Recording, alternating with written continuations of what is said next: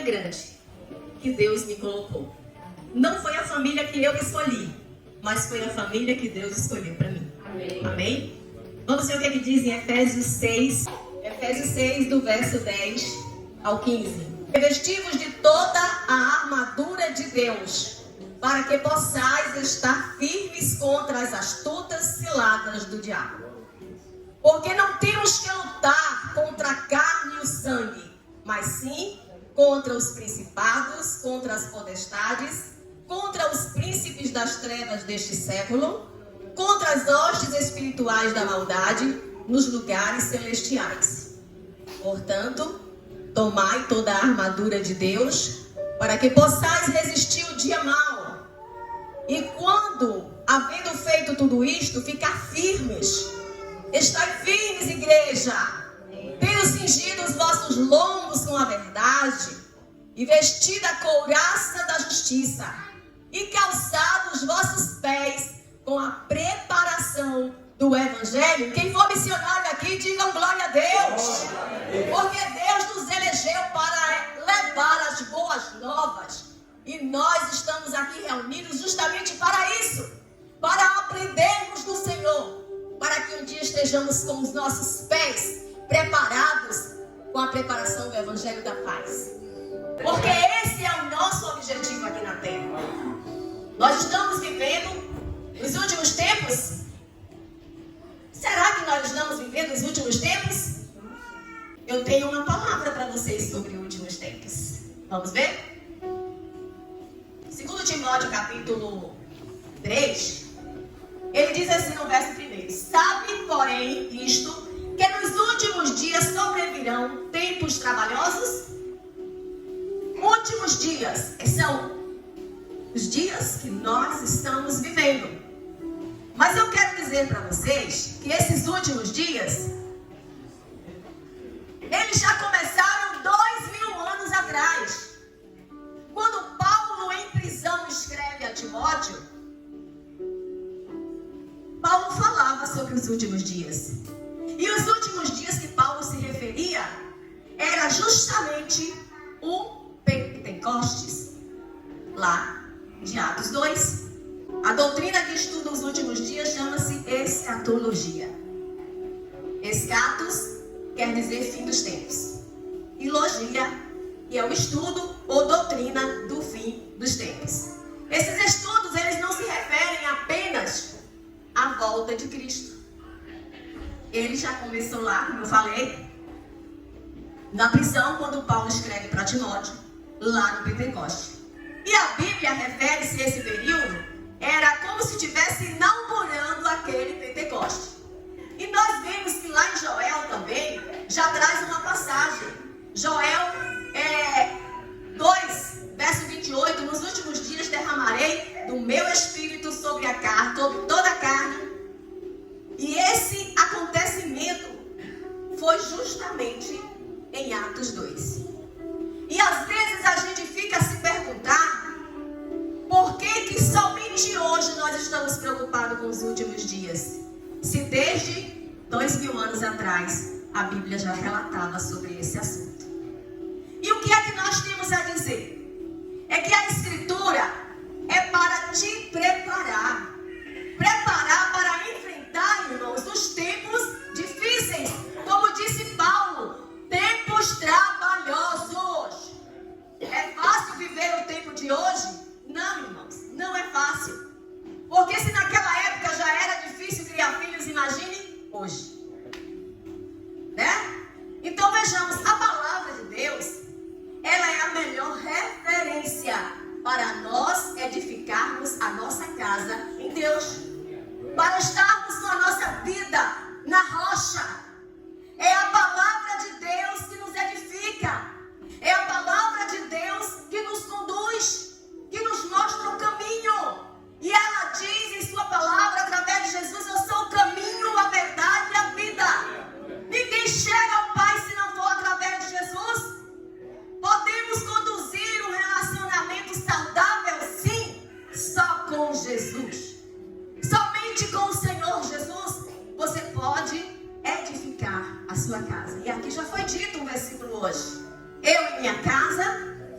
serviremos ao Senhor.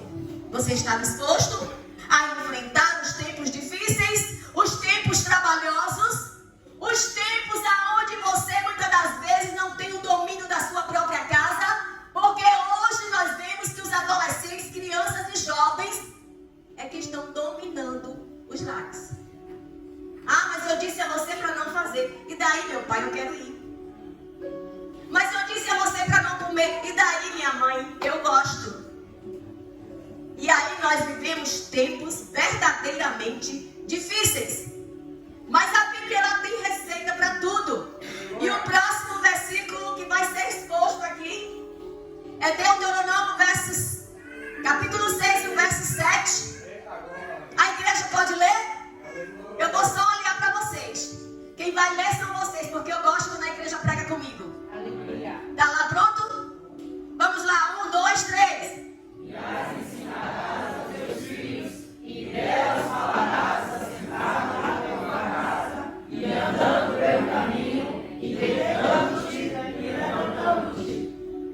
Tem filho na casa? Eu sou uma delas. A lição está aí, irmãos. A Bíblia tem receita para tudo. E ela está dizendo que é para você ensinar o seu filho andando, comendo, cantando, passeando, vendo televisão, na mesa, no guarda-roupa, na escola, no trabalho, com os amigos, não importa onde, ensine, seja exemplo. O exemplo arrasta. O exemplo arrasta. Não é sobre mim, é sobre a palavra. Não é sobre você, é sobre Deus em sua vida. Deus está aqui na casa. Deus está falando para nós. Ensina o teu filho para amanhã você não se arrepender. Provérbios 13:1 diz o que para os filhos? O que é que Provérbios diz? Eu só quero agora que os filhos que estão na casa. Tem adolescente aí? Isso! Bora ouvir a voz dos adolescentes? Provérbios 13:1.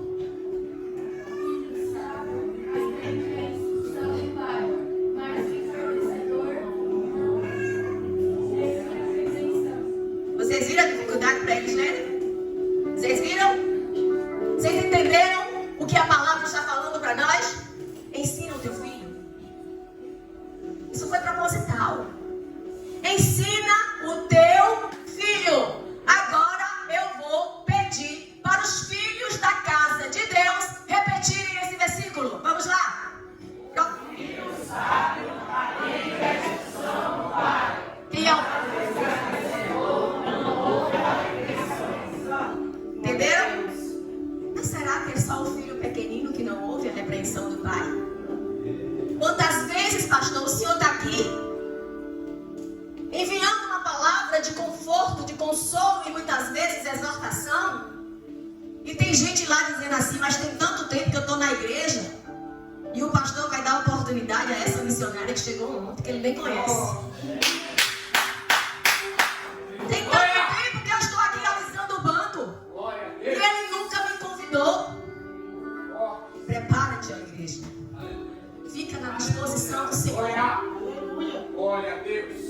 Bill Gates, em uma entrevista a um certo repórter, ele disse que não daria um celular a um filho dele antes dos 14 anos de idade.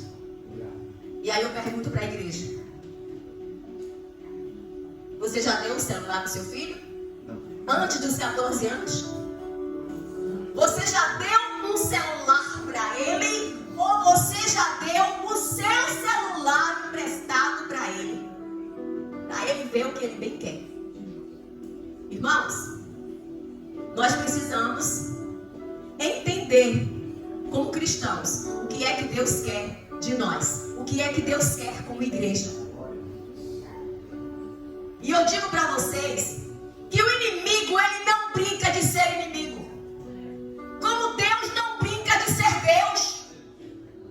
Quando ele chama, ele garante. A competência não está em mim, nem em você, não, é nele. E muitas das vezes você se prostra diante do Senhor e diz assim: tomara que o pastor não me convide. Tomara que ele não me dê oportunidade. Sabe por quê, irmãos? Está examinando pouco a palavra. Está lendo pouco. Está tendo pouca intimidade com o Abba. Quando nós temos intimidade com o Eterno nos conduz, o Eterno fala por nós. O Eterno exorta, o Eterno conserta, o Eterno alimenta, o Eterno produz, o Eterno providencia. Porque a senhora não viu minha casa e minha despensa. Deus viu. Deus sabe a sua necessidade. Vocês lembram da viúva? Estava no meu script. De Serepta. Quando Elias chegou, que o pai mandou que ele fosse ser alimentado por uma viúva. E ao chegar ali, aquela mulher não era pobre não, mas a situação de Israel era tão difícil. A fome, a seca. Na casa das pessoas não tinha quase nada e na dela pior ainda. Ela olhou para o profeta e disse: não tenho nada para te dar. Tu está vendo aqui em minhas mãos? Só tenho 2 gravetos e um pouco de farinha na panela e um pouquinho de azeite na botija. E o profeta olhou para ela e disse o quê? Vai, faz um bolo primeiro para mim. Oh, aleluia! Qual mãe que está vendo a sua casa sem alimento para os seus filhos e vai fazer o primeiro bolo que tem com a última refeição da casa e dá para alguém? Tem que ter muita fé. Aleluia. Tem que ter muita fé nesse Deus. E quando você tem fé, Deus faz com você o que fez com a viúva. Daquele dia em diante não faltou a farinha na panela nem o azeite na botija. Esse Deus está aqui nessa manhã. Esse Deus está dizendo para você quem é a sua necessidade que eu não posso suprir. Eu sou teu pai e como pai ele cuida. Aleluia. Aleluia. Se você deu o celular ao seu filho antes do tempo, você ficou irritado quando ele não quis ir se alimentar na hora certa, porque ele está lá no joguinho, ele não quer deixar o vício. Efésios 6:4, eu vou voltar para lá, deixa eu ver se eles colocam aqui.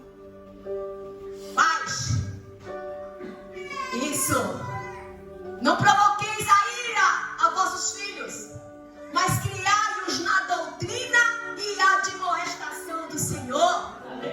Quando você cria o seu filho ensinando a palavra, tem o tempo certo de todas as coisas, inclusive de comprar um celular e dar de presente para ele. Deus ele vai te orientar. Porque o celular, irmãos, hoje em dia não é só as crianças. Ele está sendo um motivo de distração para todos nós. Nós estamos deixando de ler a palavra, de examinar as escrituras para ficar nas redes sociais, vendo a vida dos outros, se metendo, falando que não deve. Você está deixando seu filho levar o celular para a mesa. A mesa é lugar de comunhão, é lugar de olho no olho, é lugar onde você vai ouvir, aonde você vai consolar, aonde você vai alimentar esse corpo lindo que Deus te deu e Ele espera que você cuide.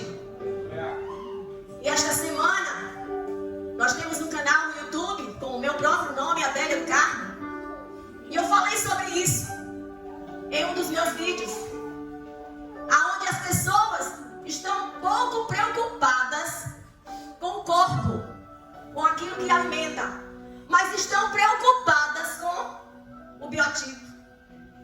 Querem emagrecer, querem engordar, querem ter um corpo físico forte, quer ter uma estrutura, mas não faz conforme as regras. Meu corpo, minhas regras. E isso acontece também com os casais, que eu gosto muito de mexer nessa área. Hoje é culto da família e nós precisamos mexer na casa, na mesa, no banho, na cama, na relação. Porque se nós não tivermos um bom relacionamento com a nossa família, de que forma eu vou me prostrar diante do meu Deus? Se eu não amo o suficiente, porque quem ama, pastor? Desce a vara. Quem ama, exempla. Corrige. Me ajude. Não deixa para depois. Não. É hoje que você tem que corrigir. É agora. Se precisar descer a vara, a psicologia diz que é errado. Mas eu digo a você, desça. Porque a Bíblia manda. Um dia, Deus me fez lembrar de um caso que aconteceu com meu filho caçula. O meu esposo pegou ele, deu uma surra por algo que ele tinha feito errado. A vizinha ouviu e levou o caso para a promotoria de justiça. Fomos intimados, meu marido foi lá. Chegando lá, foi contestado, foi ouvida as partes. A promotora fez a orientação correta perante a lei e dispensou a denunciante. Ao ficar só com o meu esposo, ela olhou para ele e disse assim: eu não podia dizer na frente dela, mas aqui na sua frente eu vou dizer ao senhor: continue descendo a vara no menino. Sabe por quê, irmãos? Porque meu esposo, ele tinha visão da palavra. Ele queria que os filhos dele estivessem no altar do Senhor. E para a prova de que isso aconteceu e que é verdade quando nós falamos aqui, eu quero que esse filho se levante para dizer que é verdade. Glória a Deus.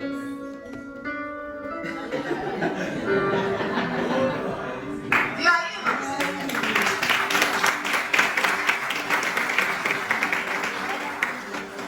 Eu estou fazendo o que a Bíblia manda. A Bíblia não esconde nada de ninguém. A Bíblia não esconde o certo nem o errado. E se está registrado, é para a nossa edificação. E se foi bom, siga o conselho. Se foi mal, use o conselho para se livrar do mal. Mas a Bíblia não esconde nada. Nada praticado pelos seus personagens. Sejam eles secundários ou protagonistas. A Bíblia mostra tudo. Cabe a eu e você decidir o que é bom e o que não presta. Cabe a nós, irmãos, mostrar tudo que um homem semeia, ele colhe. É para isso que a Bíblia mostra. Porque o nosso Deus, ele nos deu livre arbítrio. A escolha é nossa. Se você quiser escolher um erro, o problema é seu. Mas ela está dizendo, existem dois caminhos.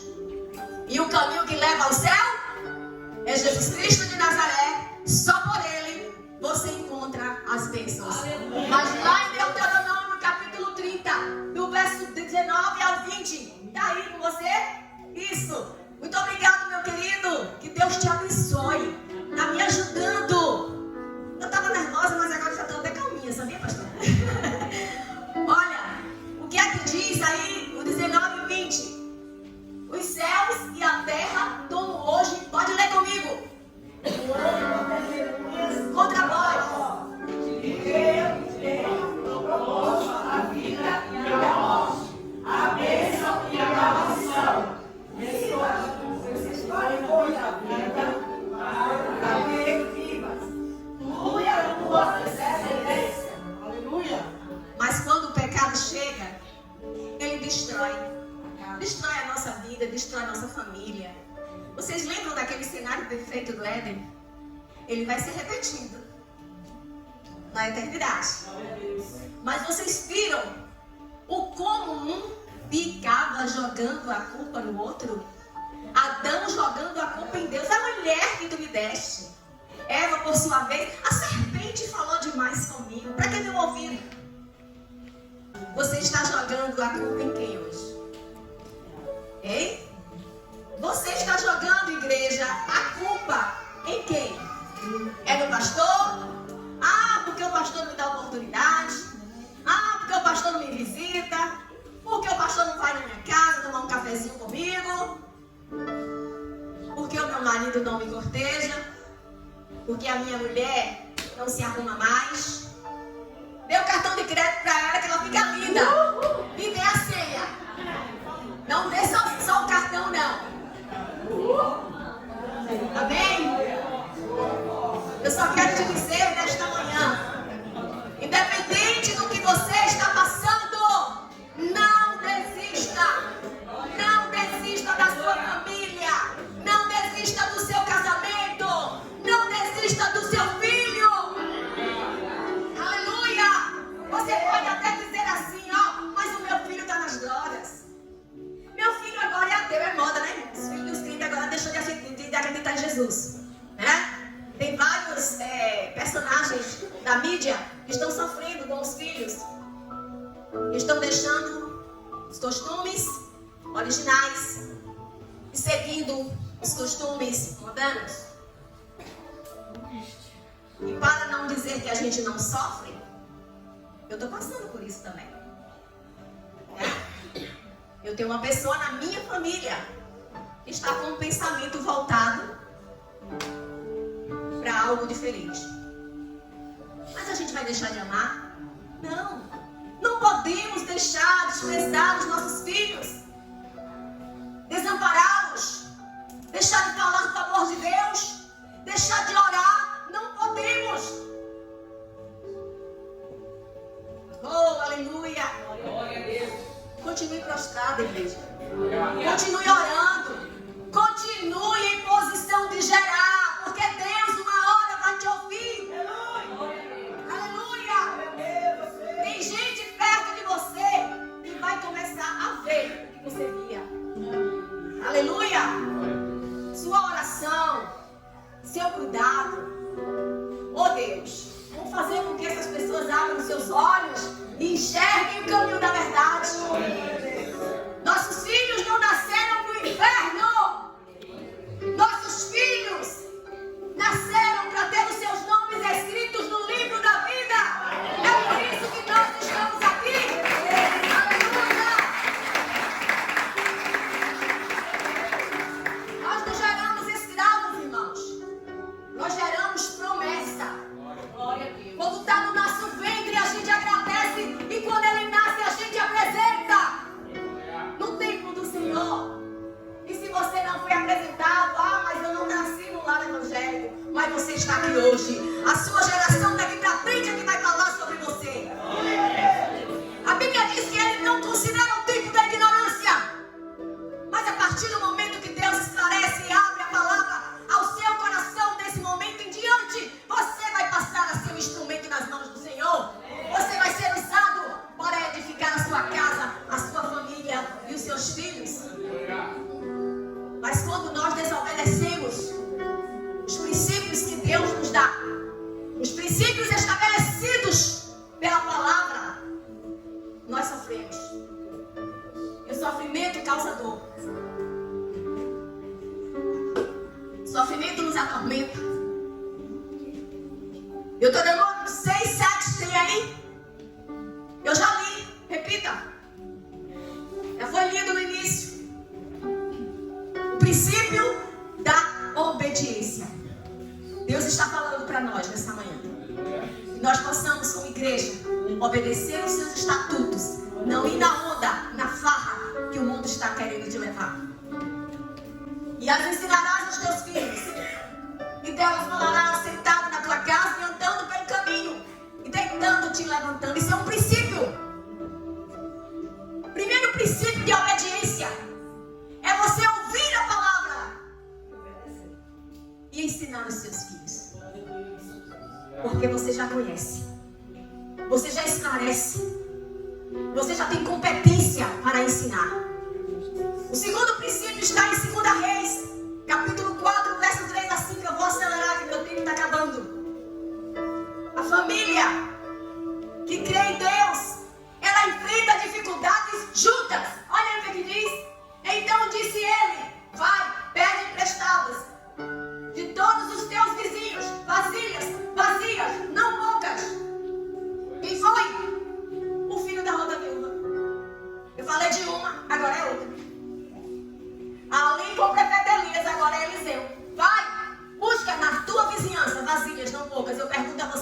Se essa família não tivesse unida, esses filhos obedeciam? Se essa mulher não tivesse uma boa reputação, os vizinhos emprestavam? Oh, pai, fala por mim, papai. O terceiro princípio, o respeito. Efésios 5:33. Oh, glória a Deus. Parece até um culto de doutrina, mas foi assim que papai mandou. Eu fiz um esboço e ele não deixou eu trazer. E no último momento, hoje pela manhã, ele disse: não é isso que eu quero. Eu quero que a minha igreja ouça outra coisa. Efésios 5:33. Assim também vós, cada um em particular, ame a sua própria mulher como a si mesmo. E a mulher reverencia o seu marido. Reverenciar e valorizar, irmãos. Você não está valorizando esse homem que está com você, mas a sua vizinha está de olho nele. Cuidado. No próximo encontro que eu voltar aqui, se Deus assim me permitir, eu vou trazer os estereótipos.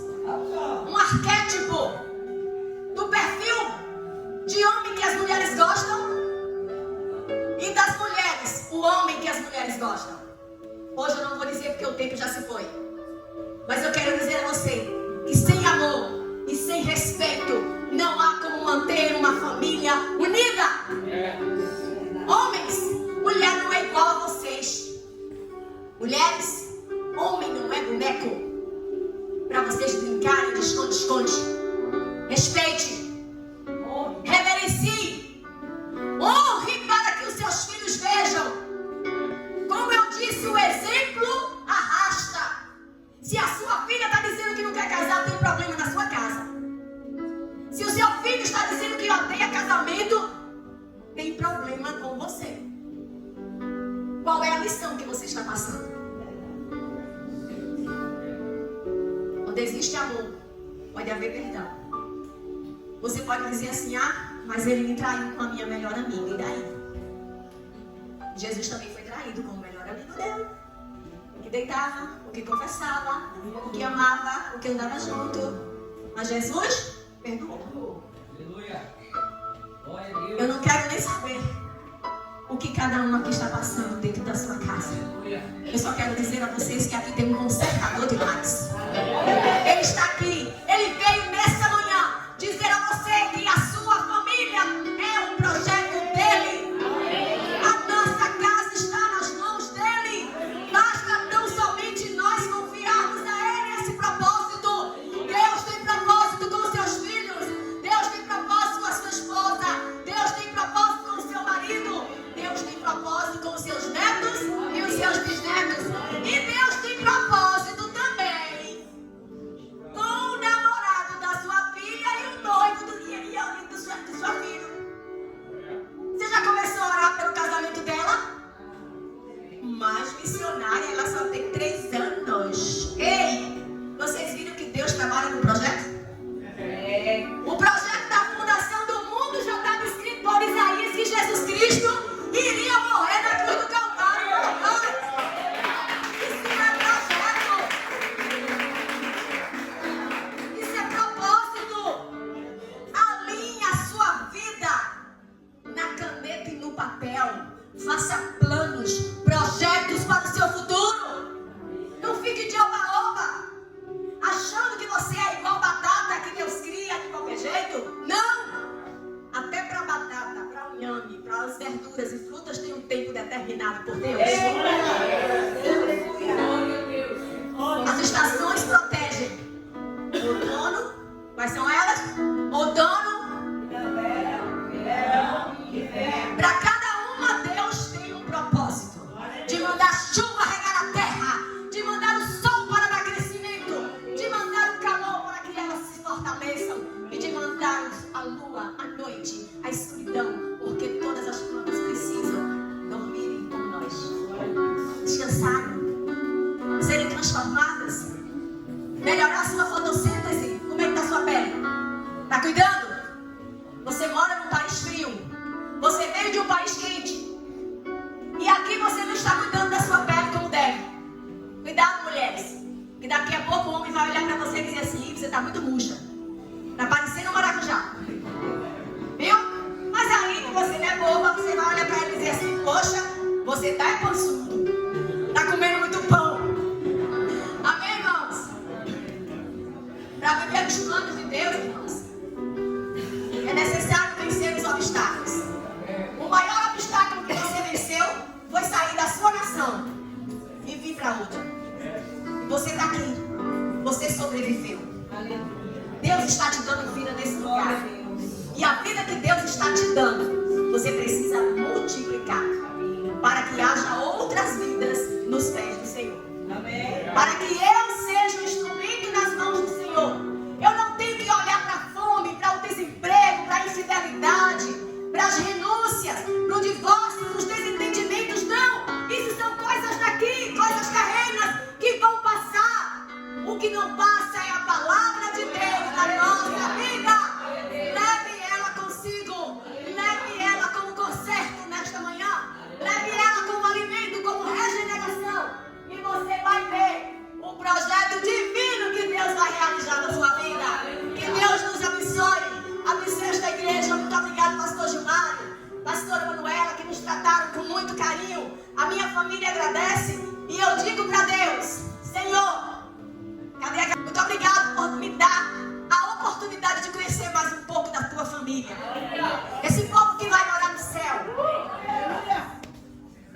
Não negocie a sua honra. Não negocie a sua dignidade. O céu